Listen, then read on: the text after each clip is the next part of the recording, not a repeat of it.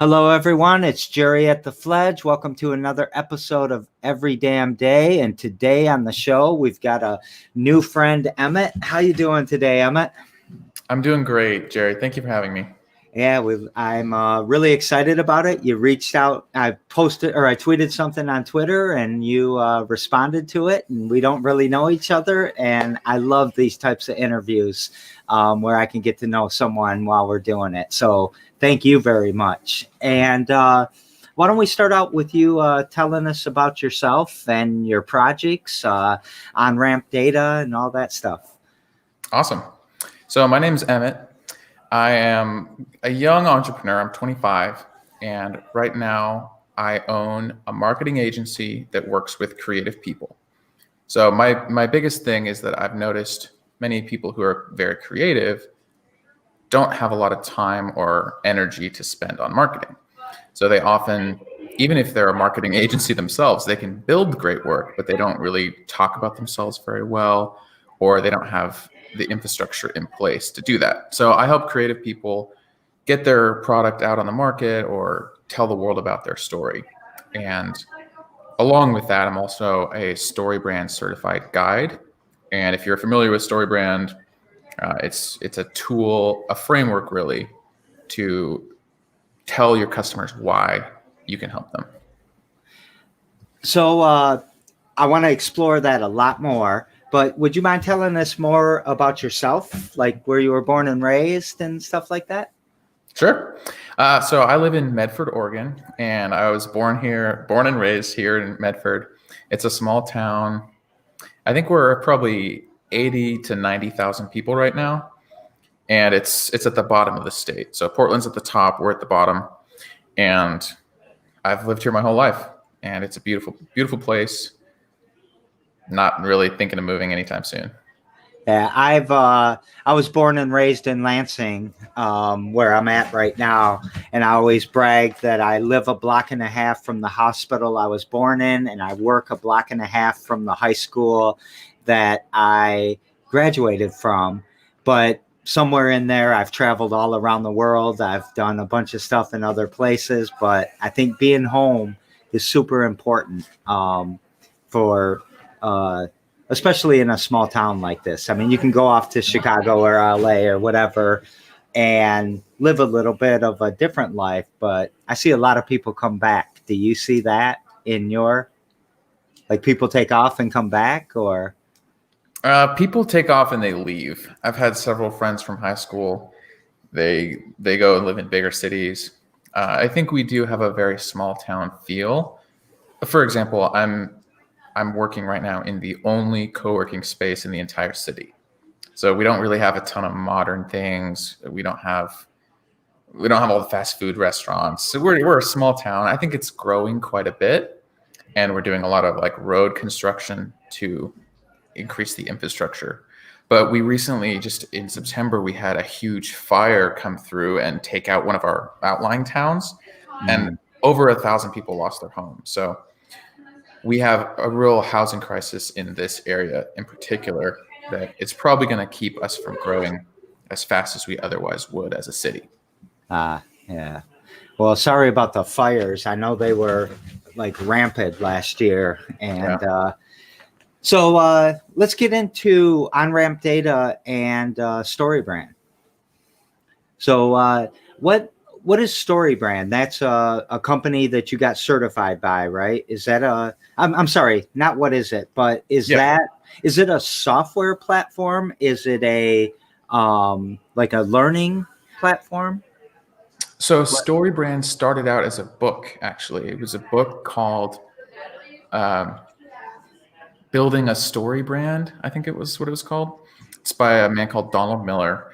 And in that book, he laid out 7 pieces of story that every company needs to be successful. And that framework follows the hero's journey. And so if you think about Luke Skywalker, he's the hero and he has to defeat Darth Vader, who's the villain. And he has a guide, which is Yoda, or sometimes Obi-Wan Kenobi, sometimes Yoda. It depends on which movie you focus on. But there's these pieces that you can pull out of the story and you can write them on a whiteboard and say, this fills in that blank, this fills in the guide blank or whatever. And so read the book if you haven't read it. As a guide, they try to tell us not to teach the framework ourselves. They want people to go to StoryBrand.com, or they want people to go read the book officially. But it's a really, really interesting framework for marketing, because a lot of companies tend to think of themselves as the hero. So my grandfather started this company and we have the best manufacturing plants or whatever. We talk about ourselves as companies, but really the customer doesn't care about you. They care about themselves. They care about how you can be the guide to their story. So how are you going to help me succeed? Yeah, that's so in this, like, how does this differ for like traditional marketing? And I don't know if you want me to clarify something, like, or do you want to say, do you have an answer for that?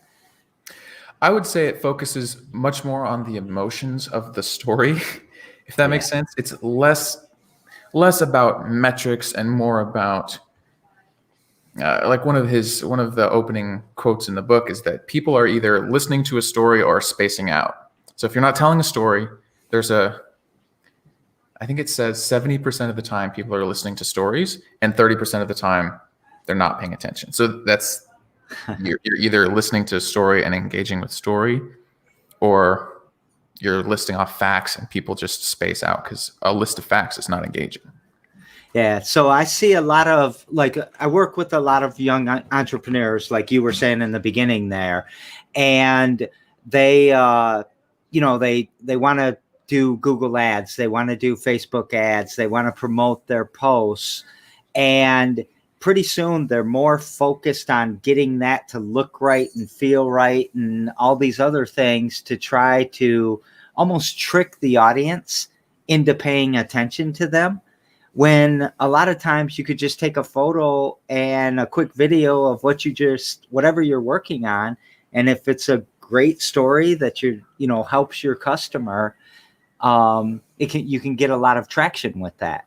How do you engage with an entrepreneur to get them on the right track? That's a great question. When people come to me, a lot of the time they have an idea in their mind of what they need. They'll say, oh, I think we should spend money on Facebook advertising, or I think we need email marketing. My firm, OnRamp, specializes in email outreach. So like sales emails and things like that. So people come to me and they say that they want that service. And what I do now is I make them take a pause. I'll say, before I can help you with the tactics of what you're asking for, where the rubber meets the road and you're going to spend money on advertising, first I need to help you with the strategy. And we need to figure out, why does anybody care about what you have to say? Or what do you need to change so that people do care about what you have to say? Because usually what I'll say is, I'm happy to take your money, but really what I care about is making you successful.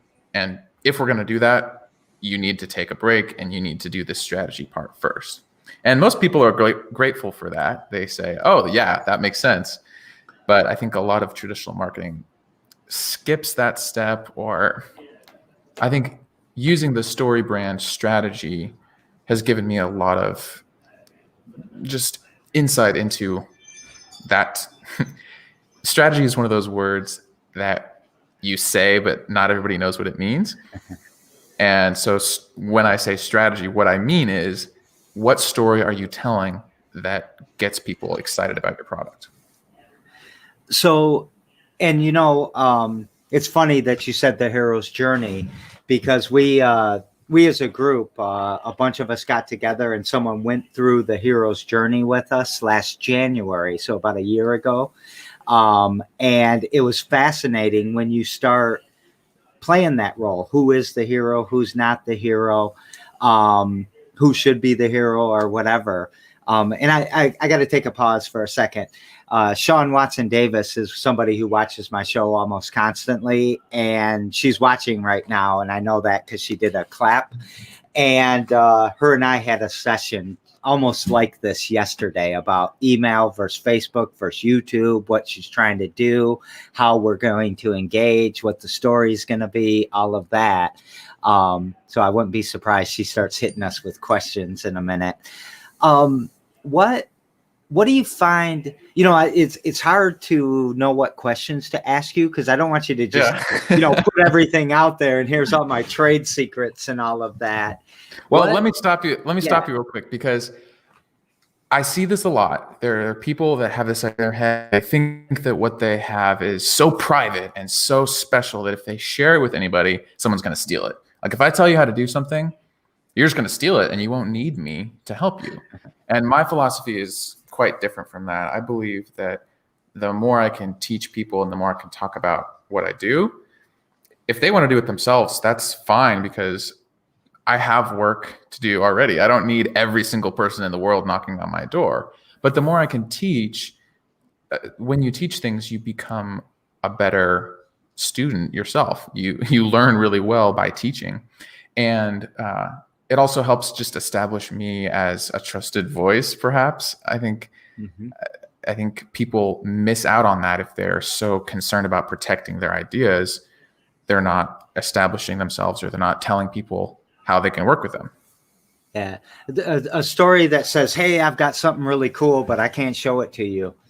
Doesn't make me want to engage with that story much more after that point, right?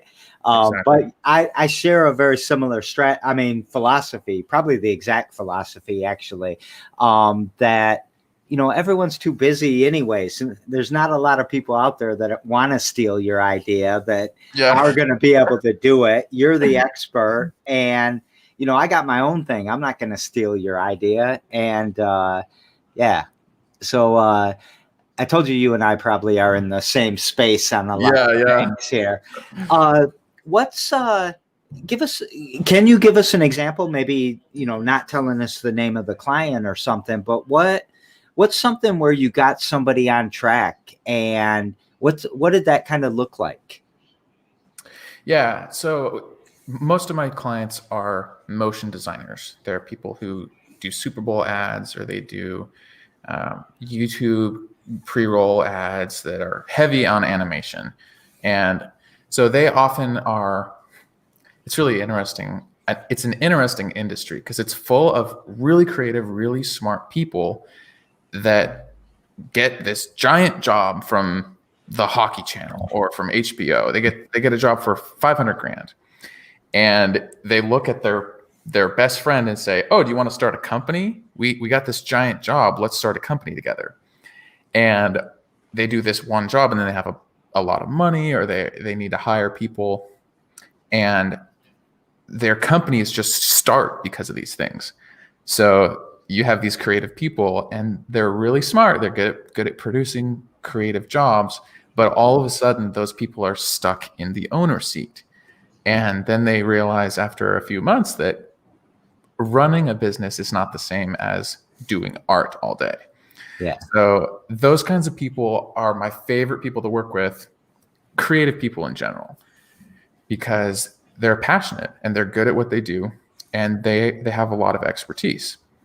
So my favorite thing to do is to sit down with that person and to have them tell me what makes them special. What is your personality?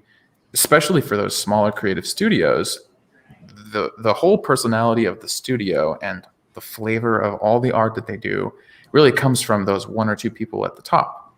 If the owner is really, really deadline driven, then their studio comes across as fast and hard hitting. And if the owner is more free form and creative and maybe, I say this in a loving way, but they're a little bit spacey and they don't necessarily have that production heavy or deadline heavy mindset, then the studio can be super creative and it can feel really just off the wall and they really lean into that. So that's what I mean. That type of personality flows through the whole presence of the company. And my role is to take that personality when I'm interviewing the person, when I'm talking to them, and put it onto paper, because that's the thing that they really are not good at. If you talk on the phone with them or if you meet them in person pre-COVID, but if you were to meet that person face to face, you'd be very impressed, you'd be very inspired, and you would want to hire them for your creative job. But when you go to their website and you read what they've written, that same sense does not come through. And many creative people struggle with that kind of problem. So I guess a specific example would be a client of mine that their particular flavor of creativity is that they build puppets and stop motion. They like cut out paper effects, and they do all this stuff with stop motion and tactile arts and crafts stuff almost. So I help them really lean into that and position their whole company around this sort of like handmade creative mantra. So I think part of what I do is giving people permission to say no to other things. One second.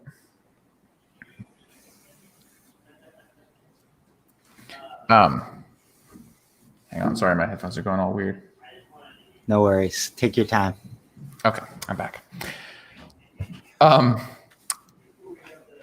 Many owners they almost need permission. I feel this myself. I don't know about you, but sometimes it's hard to feel like you by yourself are allowed to make any decision in the world. Does that make sense? Yeah. So as an owner, if you can look at someone else on Twitter and see that they're trying this, oh, maybe I could try that too. Or if you talk to a consultant and they say, that sounds like a good idea, then you say, oh, okay, now I have permission to do that. So I think that's part of my role too, is giving people permission in a sense, not because I'm in charge of them, but because I think we all need to feel that sense that it's going to be okay almost. Yeah. I think, being like an owner of a company or a CEO can be a very lonely job because you've got a lot of people not always telling you the truth, not always wanting to, create conflict with you. And so there's a natural bias to agree with you. And you kind of know that. And so anytime you can get external affirmation that make you feel a little better, I think you just kind of need that to boost your confidence or something. Being an owner's it's a lonely job sometimes. Yeah. So, I'm struggling with the words there's a question I want to ask about StoryBrand and stories and like even what is a brand. I think sometimes people, if you say what's a brand, they'll say Coca-Cola is a brand, but what makes that brand? What's your definition of brand? Well, there's an example that I give to my clients when I tell them how to build their website.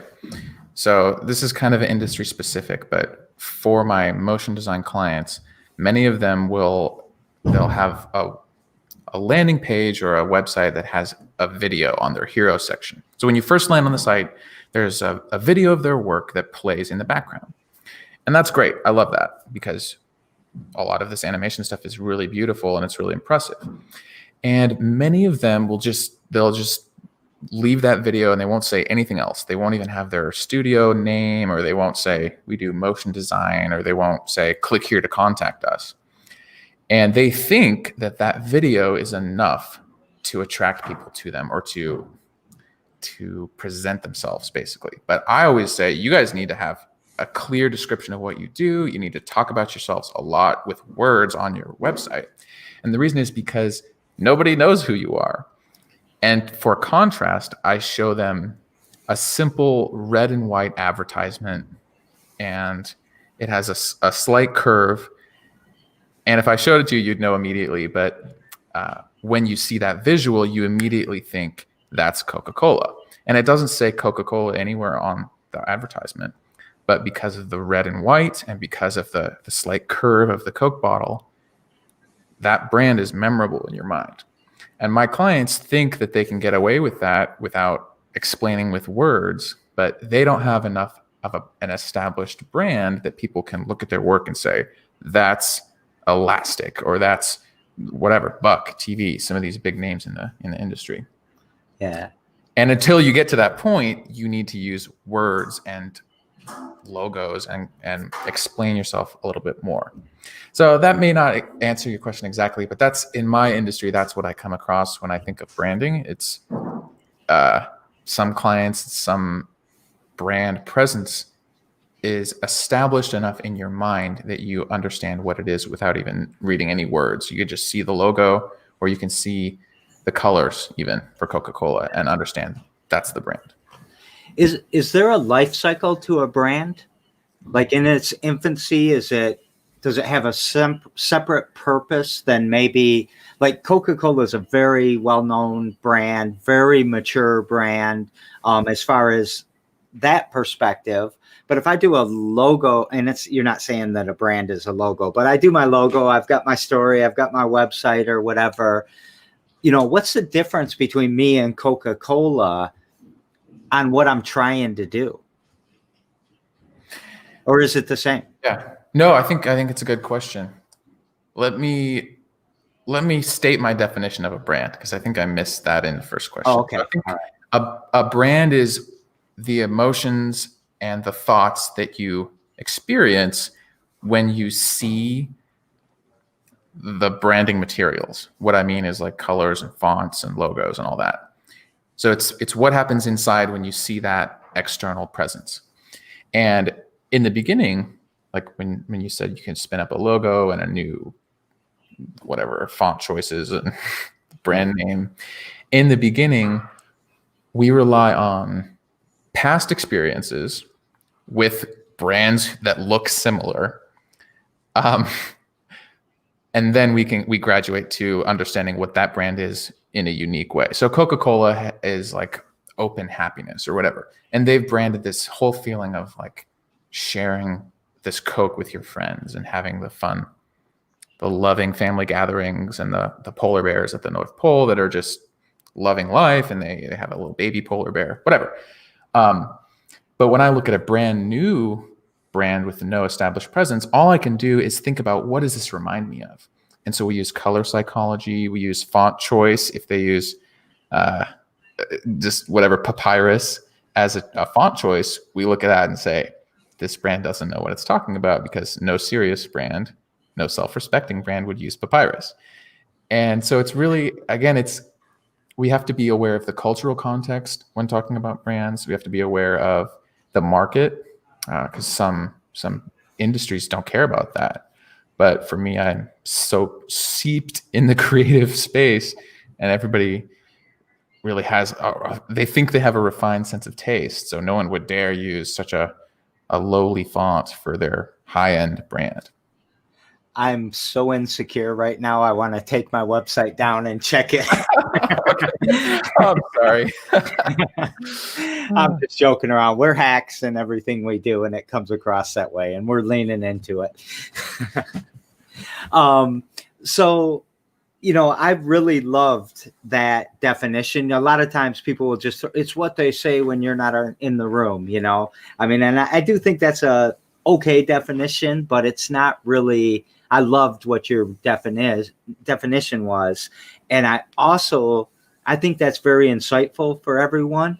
And I'm not sure I've ever heard anybody say it that way. When you first do your initial brand, you're going to be compared to others. So if it's red, you're going to be on that red side. There's always that red-blue kind of argument, I think. The gas stations across the corners from each other. One's red, one's blue. And Coca-Cola and Pepsi and so on and so forth. I think that's very insightful. The brand that you're producing right now, that logo, that whatever, is going to get compared to something similar, whether you mean to do, well, you need to be conscious of that. You need to say, when somebody doesn't know what this is and first sees it, they're going to think Coca-Cola. They're going to think, I don't know, Enron, something like that. Yeah. So, well, for example, I'll give you just a tangible example of that. In my town, when one of the streets you drive down, there's a sign that says Sharp. And the bottom, it says Sharp. That's the name of the company. And it has two scissors crossed, or like a scissor blade that's crossed like this. Now, if you didn't know anything else about that company, you would say that's probably a barbershop or a salon. But it's Sharp's Delicatessen. and the logo looks exactly like a barbershop, but it happens to be a deli. So I think that's a failure in branding because the font they chose, the colors, the logo reminds you of a barbershop, and yet it's a deli. So I think that's an example of a brand that did not communicate what it's supposed to. All right. Do you mind answering one question from the crowd real quick? Sure. So Sean's been struggling with whether she should have a website or not. And she's relatively new to our incubator, so we had a long discussion about that yesterday. Do you think she needs a website to start generating leads and stuff like that? I 100% think websites are necessary, and I'll tell you why. I subscribe to the philosophy, I think it's known as like hubs and spokes. I forget what the name of the theory is, but it goes like this. So your website is the center of all your marketing efforts, and anything else you do is like a spoke on the wheel, but everything points back to your website. And the reason that that's true, in my opinion, is because nothing else can be owned as completely as your website can be owned. Your Facebook page can be shut down without warning, without recourse. Your social media traffic, same thing. It could change all in one day. Pretty much anything except your website and your email list, I think, cannot be owned as completely and as securely. And I think that's really important for any brand that's going to be built, or any company that's trying to make money. You need to know that your revenue isn't just going to be shut off in a day. There's so much to talk about getting your social media shut off on you like that, but we won't go down that route today. So thank you for that answer. What would you say your mission is? How would you sum that up? My mission is to help creative people be better at marketing. So let me define that real quick. When I say creative people, I don't just mean someone who can draw a pretty picture or design a pretty animated video. Anyone that's running a business with some qualifications, I would say, is creative.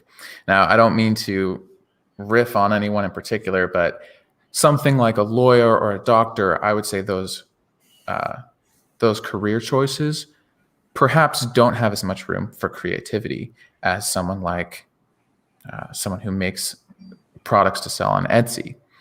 There's a difference in the creative expression, I would say. Mm-hmm. And rightly so. I think that some of those professional services just need to stay how they are. They're doing a great service, but they don't necessarily need that creative flair that other businesses might lean towards. So I love working with those creative entrepreneurs, and many of them just need help with their marketing. So whether it's through teaching or whether it's through me actually doing the work for them, my mission is to help them market themselves better so that the world can see how cool they are.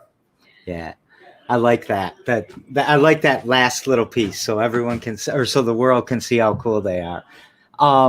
What's something you do every damn day to push that mission forward? So every damn day, I look at my to-do list and I run it through a software called Todoist, Todoist.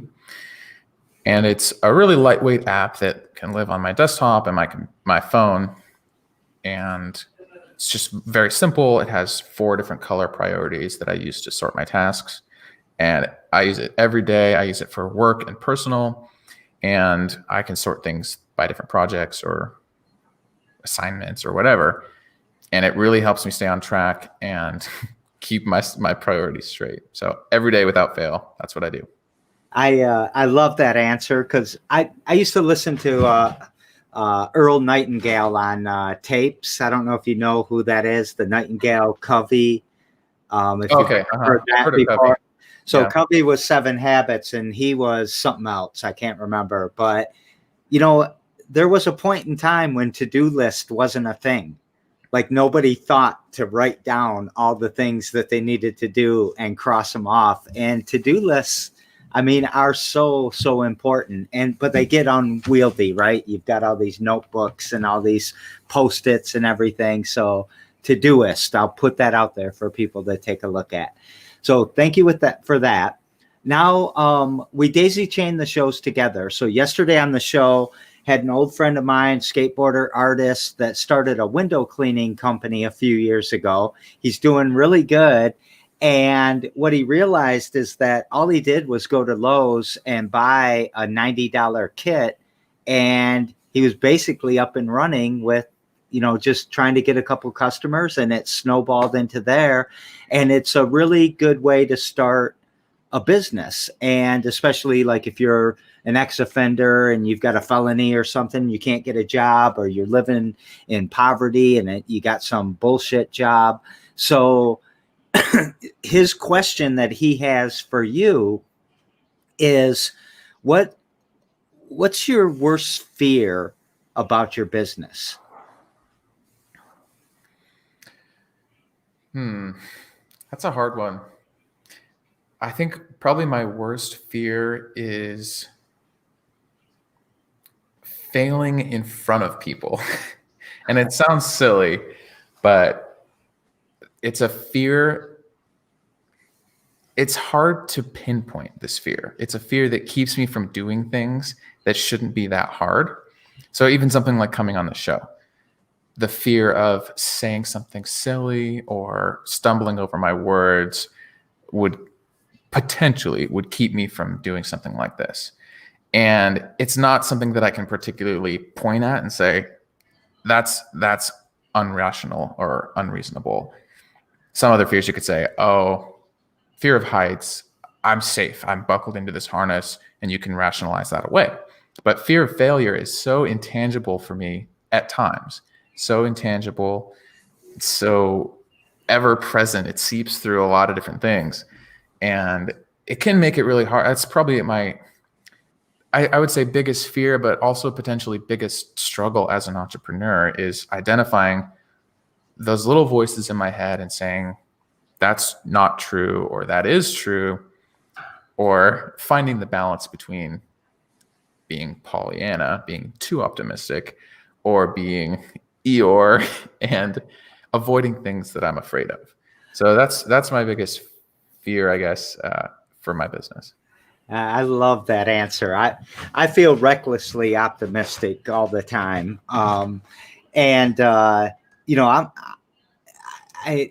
I fear failing and not knowing I failed. I fear that a lot. And you really, I don't know, you touched something there when you said what your fear was. And to all entrepreneurs, we all have fears. And what you're doing when you identify those little voices is you're driving that fear away. Because a lot of times we're worrying about something that's never going to happen. And the converse of that too, we celebrate things that aren't in your hands yet, and that can be disappointing too. So I'll keep us moving here because I know you got another meeting in a bit. Tomorrow on the show, I've got a gentleman named Craig Tucker, who's a software engineer, runs a software company, and he's exploring artificial intelligence. So he's going to come on and talk about that with me. What question would you like me to pass on to him? So my favorite question for fellow creative entrepreneurs or anyone in this area is, what is the book that you have given away the most? And that question provides a couple different things. It's better than asking what's your favorite book, because the book that you give away means it's worth enough to you that you're willing to pay someone else to read it. And I love that question. I stole it from Tim Ferriss. But that's my question for Craig, is what book have you given away the most? And I also love that question. You got me really thinking when we talked about that a little earlier. And what book do you give away the most? The book I give away is Extreme Ownership by Jocko Willink. Oh, yeah. Right with that? Yeah. Fun. I practice extreme ownership. Gets me in trouble all the time because I take responsibility for things and people are like, oh, you're the one that did that, and I'm like, no, I'm the one that I think I can do something. I'm going to take responsibility. I'm going to take ownership. We're a team. Let's all get this done. And I love that book. So, And I heard it said another way too. It wasn't Jocko, but it was another military leader. He said, anything that goes right is my subordinate's fault. So it's the people underneath me. If it goes right, it's their fault. And if it goes wrong, it's my fault. And that's the essence of extreme ownership, is that you celebrate the successes as a team and you take on the failures as a leader to try to solve them and move the team forward. yeah, I love that. So, you got anything that I should be telling people to go check out, like with OnRamp data? Is there a website, or, well, there better be now after your After the big fuss that I made. yeah. Yeah, so my website is onrampdata.com. And if you're a creative person, or if you know anyone that works in the entertainment industry, I'd love to help you figure out what your marketing might be missing, or even just give you some advice. I have a free consultation that could help you know the next steps that you might need to take. I'd love for people to follow me on Twitter. It's EMMETT Armstrong. That's my handle. It's at Emmett Armstrong. And I'm eventually hoping to produce some educational content for creative people, similar to what we talked about today. Just what is a brand? Why do you need a website? Taking people from, hopefully, all the way from A to Z, everything they would need to be a creative person who's also good at marketing. All right. So I put your website and your Twitter handle, and I'll tweet on. I'll tag you in Twitter too when I tweet this out in a little bit. Thank you so much. It was my pleasure. You know, we had a random crossing on Twitter somehow, and you said, "Hey, I'll sign up," and I really appreciate that. And this was great. I learned a lot. I think the crowd learned a lot, and it's so great to meet you on whatever every damn day. Yeah. Well, thank you for sharing your audience with me and for having me on the show. Yeah. Is there anything you want to say to kind of take us out? I would encourage every entrepreneur to never stop learning. People say that all the time, but for me, that means just finding time to read a book, finding time to process my thoughts and journal. I love the tagline of the show, every damn day. There are things as an entrepreneur that if you stop doing, the default is not neutral. The default is moving backwards. So don't stop doing things every damn day that move you forward.